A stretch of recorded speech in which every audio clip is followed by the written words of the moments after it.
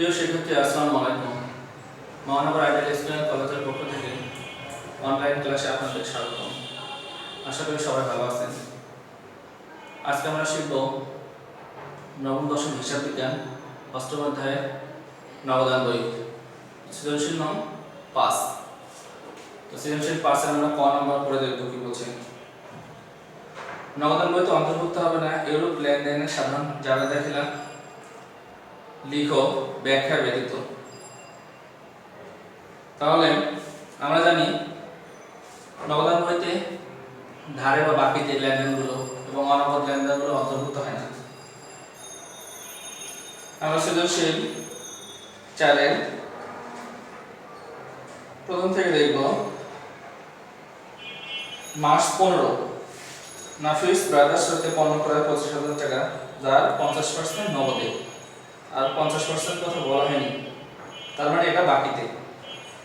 তাহলে 25,000 টাকা 50% 12,500 টাকা এটা নগদে ক্রয় হয়েছে, আর বাকি 12,500 টাকা ধারে ক্রয় হয়েছে। তাহলে আমরা প্রতিষ্ঠানের নাম, সাধারণ জাবেদা, এরপর জাবেদার ছক আঁকবো, তারিখ, হিসাবের নাম, কোথায় পৃষ্ঠা, ডেবিট টাকা, ক্রেডিট টাকা। তাহলে 2017 মাস 15 ধারে ক্রয় জাবেদা, ক্রয় হিসাব ডেবিট, প্রদেয় হিসাব ক্রেডিট। তাহলে 50% 12,500। এরপরে আমরা যাব হচ্ছে মার্চ 18 মার্চ 20 আসবাবপত্রের উপর অবস্থায় ধার্য হলো, এটা হচ্ছে অনগদ লেনদেন।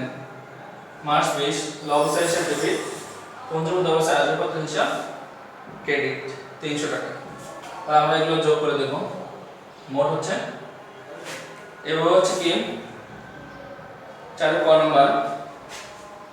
প্রিয় শিক্ষার্থী, এরপর যাব আমরা খ নাম্বার।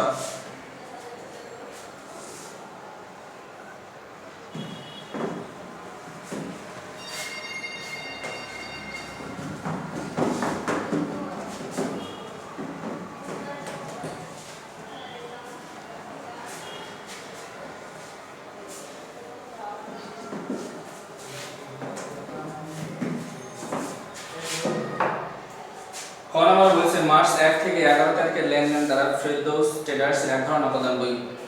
তাহলে খ প্রতিষ্ঠানের নাম ফেরদৌস ট্রেডার্স এর,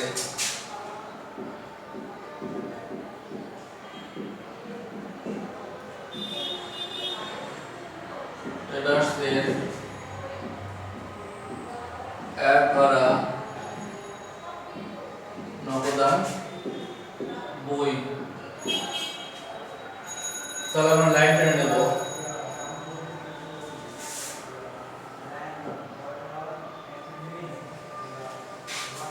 তবে পেজটাকে দুটো ভাগে ভাগ করব। ডান পাশ থেকে আসবে একটা টাকার ঘর, প্রত্যেক পৃষ্ঠা, ভাউচার নং, তারিখ। টাকার ঘর,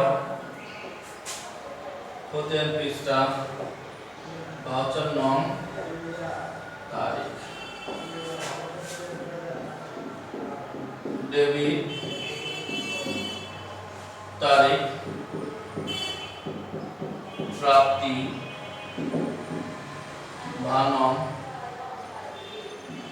খ পৃষ্ঠা,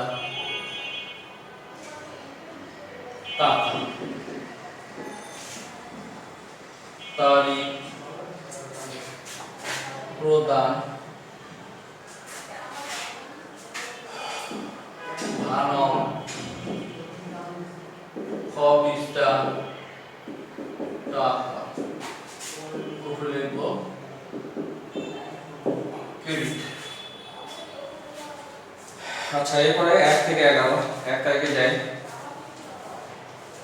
তো 2017 মার্চ 1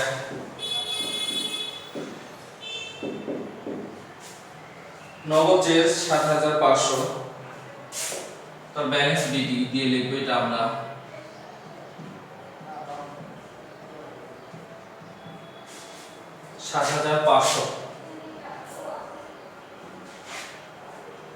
এরপর 4 তারিখ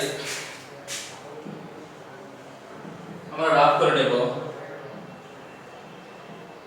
মার্চ 4 নগদে 5% বাড়তে নগদে ক্রয়, তাহলে ক্রয় হিসাব ডেবিট নগদান ক্রেডিট।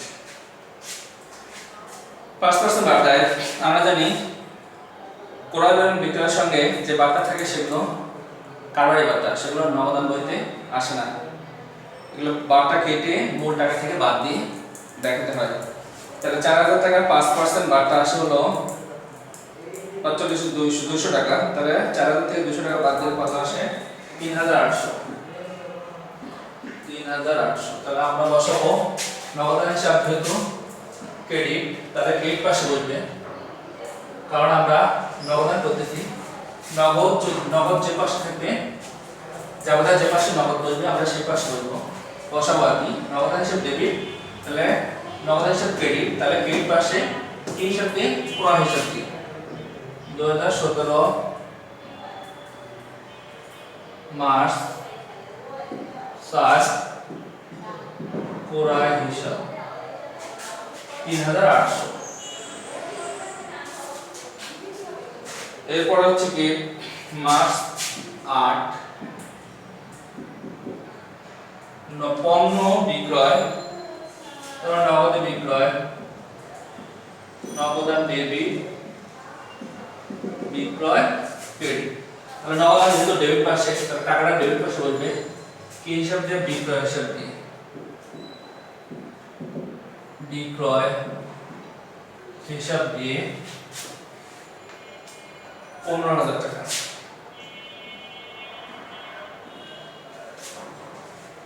মার্চ 10 ব্যবসা ব্যবহারের জন্য 3000 টাকা চেয়ার করা হয়।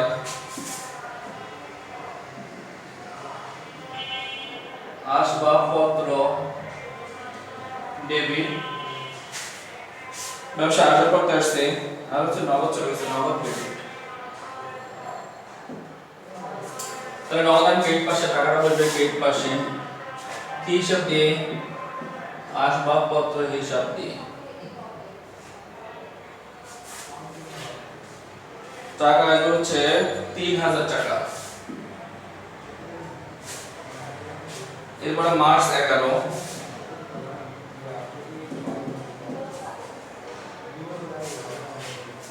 ব্যবসায় মালিক অতিরিক্ত মূলধন আনলেন, তাহলে ব্যবসার নগদ টাকা নিয়ে এসেছেন, নগদান ডেবিট, মূলধন ক্রেডিট।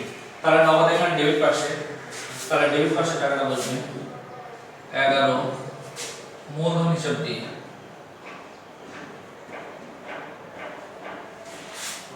টাকা আসবে 45000। তাহলে প্রশ্নে 1 থেকে 11 তারিখের কথা বলেছেন, তাহলে এই পর্যন্ত আমরা এখন যোগ করে দেখব। তাহলে 500 500 7 17 7 হাত থেকে 1 4 5 হাত থেকে 6 67000 টাকা। এরপর আমরা এই পাশে নিয়ে যাব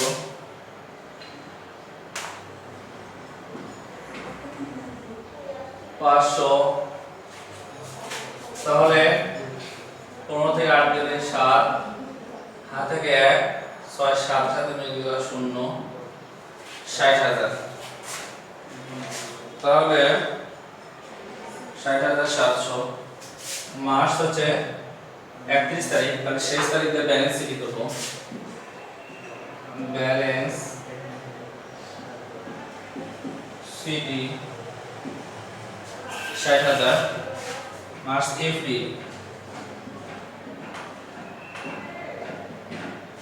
ব্যালেন্স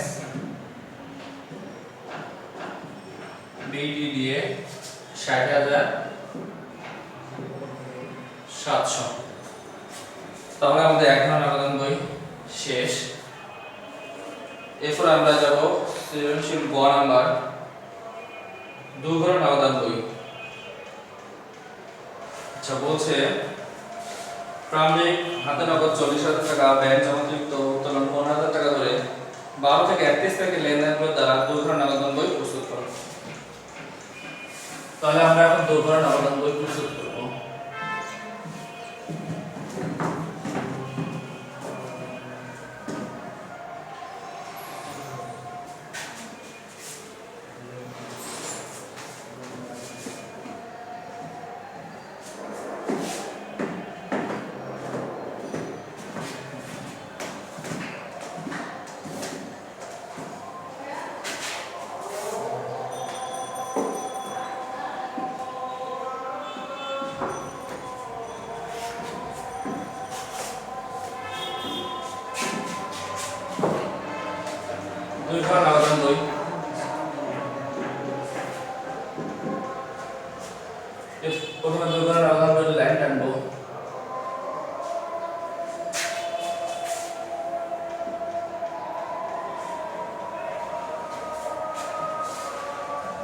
পেজটাকে দুটো ভাগে ভাগ করে নেব। দুটো টাকার ঘর,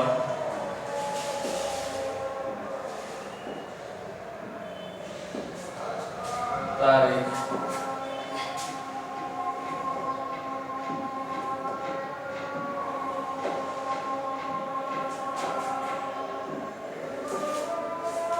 প্রিয় শিক্ষার্থী, ডেবিট,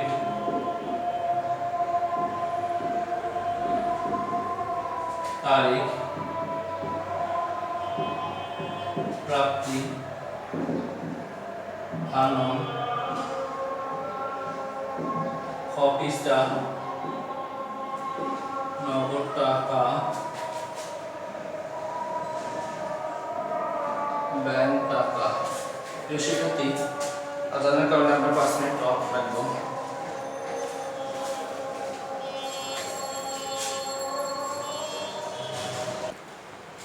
হ্যাঁ, প্রিয় শিক্ষার্থী, আমাদের দুবার নগদ ব্যয় ন্যূনতম রাখা হয়েছে। আমরা এখন গণনা করব। প্রারম্ভিক খাতা নম্বর 40,000 টাকা, ব্যাংক জমাকৃত উত্তোলন 15,000 টাকা। তাহলে এটা ব্যালেন্স 2017 মার্চ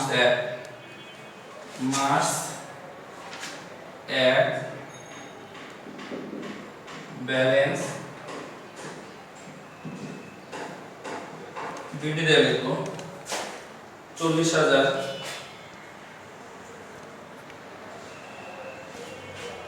আর এখানে ব্যাংক জমাকৃত উত্তোলন, তাহলে ব্যাংক জমাকৃত উত্তোলন বলতে ক্রেডিট পাশে। যদি ব্যাংক জমার উদ্বৃত্ত হতো তাহলে আমরা ডেবিট পাশে বসাতাম। তাহলে 2017 মার্চ 1 ব্যালেন্স বিডি, তাহলে ব্যাংক জমাকৃত উত্তোলন 15,000 টাকা ব্যাংকের ঘরে। আচ্ছা, এরপরে আসবো তাহলে 12 থেকে 31 তারিখ লেনদেন। 12 তারিখে বলছে রাজু ট্রেডার্স থেকে 15,000 টাকা নগদ এবং 25,000 টাকা চেক প্রাপ্তি। তাহলে এগুলো আমরা রাফ করে নেব।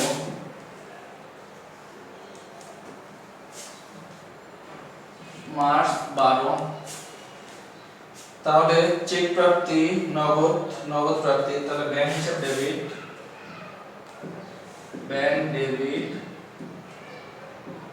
নগদান ডেবিট, আর হচ্ছে রাজু ট্রেডার্স ক্রেডিট। তাহলে ব্যাংক ডেবিট, নগদ ডেবিট, তাহলে ডেবিট পাশে বলবে 12 তারিখ রাজু ট্রেডার্স হিসাব দিয়ে। তাহলে নগদের ঘরে 15,000 আর ব্যাংকের ঘরে হচ্ছে 25,000। এরপর হচ্ছে মার্চ 15 নাফিস ব্রাদার্স হতে নগদে ক্রয় পণ্য ক্রয় 25,000 টাকা, যার নগদে 50%। মার্চ হচ্ছে 15, তাহলে আমরা নগদান শুধু নগদ টাকাটা নেব। ক্রয় হিসাব ডেবিট, নগদান হিসাব ক্রেডিট। ক্রয় ডেবিট, নগদান ক্রেডিট 12,500, যেহেতু 50% নগদে করা হয়েছে। তাহলে নগদ যেহেতু ক্রেডিট, টাকাটা ক্রেডিট পাশে বসবে ক্রয় হিসাব দিয়ে 12,500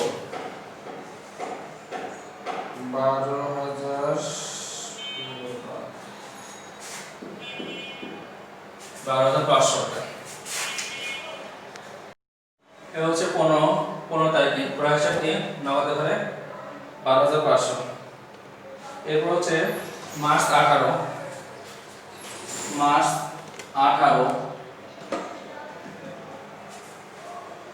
আরিফ ট্রেডার্স থেকে পরিশোধ। তাহলে আরিফ ডেবিট, নগদান ক্রেডিট। তাহলে নগদান যেহেতু ক্রেডিট, তাহলে ক্রেডিট পাশে আরিফ ট্রেডার্স দিয়ে আরিফ ট্রেডার্স হিসাব 2,500 টাকা। এরপর হচ্ছে মার্চ 22 পুরাতন আসবাবপত্র বিক্রয়, তাহলে নগদান ডেবিট, আসবাবপত্র ক্রেডিট।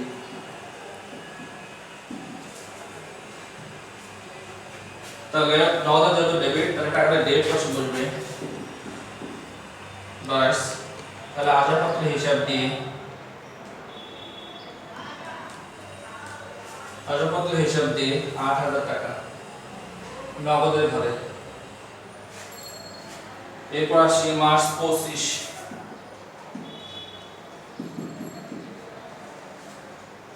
বলছে ব্যক্তিগত প্রয়োজনে উত্তোলন, তাহলে উত্তোলন টু নগদান।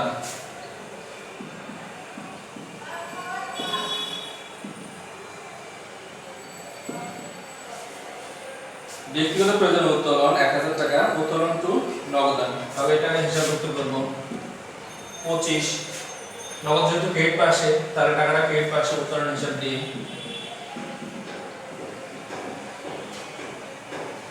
নগদ হচ্ছে ১,০০০ টাকা। এরপর ২৫ তারিখে একটা অফিসের প্রয়োজনে উত্তোলন। তো সেক্ষেত্রে এখানে অফিসের প্রয়োজনে উত্তোলন, তাহলে অফিসে টাকা আসছে, তাহলে নগদান হিসাব ডেবিট, ব্যাংক হিসাব ক্রেডিট। যদিও এখানে ব্যাংকের কথা বলা নেই, তবু অফিসের জন্য টাকা উত্তোলন করা হলে সেটা ব্যাংক থেকে উত্তোলন করা হয়। আচ্ছা, তাহলে কি এটা যাবে হবে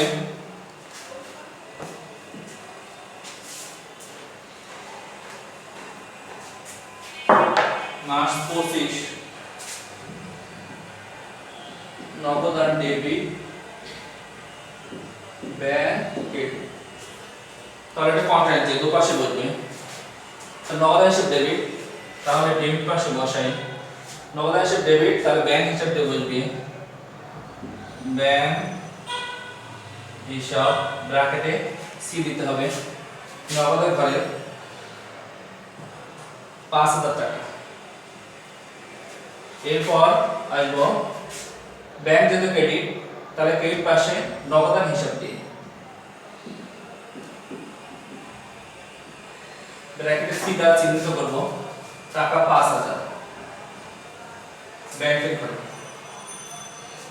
এরপর আসবো হচ্ছে ৩০ তারিখ। ৩০ ব্যাংক সুদ ও সার্ভিস চার্জ ধার্য করে যথাক্রমে ৫০০ টাকা। তাহলে ব্যাংক সুদের যাবে হচ্ছে ব্যাংক সুদ ডেবিট, ব্যাংক হিসাব ক্রেডিট। আর চার্জের যাবে bank charge debit, bank charge debit, bank হিসাব ক্রেডিট। তাহলে ৩০ তারিখের ৩০, তাহলে ব্যাংক সুদ দিয়ে ৫০০ টাকা ব্যাংকের ঘরে, ব্যাংক চার্জ দিয়ে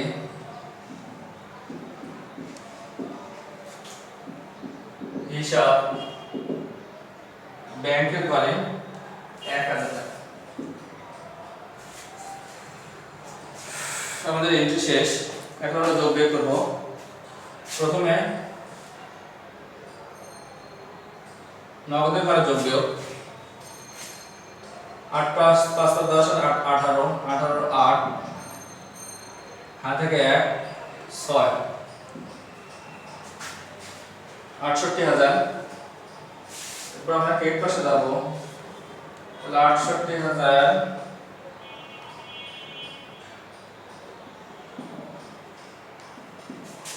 এর পরবর্তী বাদ দেবো, তখন হচ্ছে ৫ ৫ ১০ ০, তাহলে হচ্ছে ৫ আর একটা ৬ ৮ থেকে ৬ বাদ দিলে ২ হাত থাকে হচ্ছে তাহলে ৫ ৫২,০০০।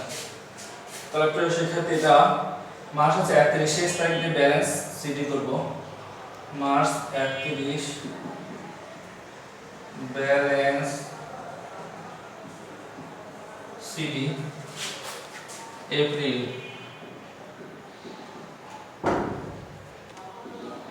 ব্যালেন্স বিডি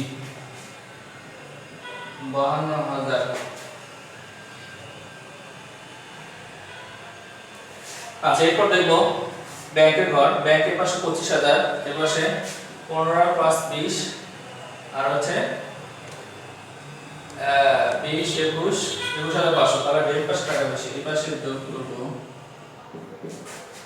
তখন 25,000। তাহলে 21,500 বাদ দিলে হচ্ছে 3,500 টাকা।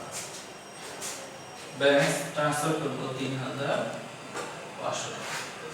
তাহলে পুরো, তাহলে আমাদের গ নাম্বার শেষ। এখন আমাদের বাসার কাজ থাকবে CW is SW, CW is SW।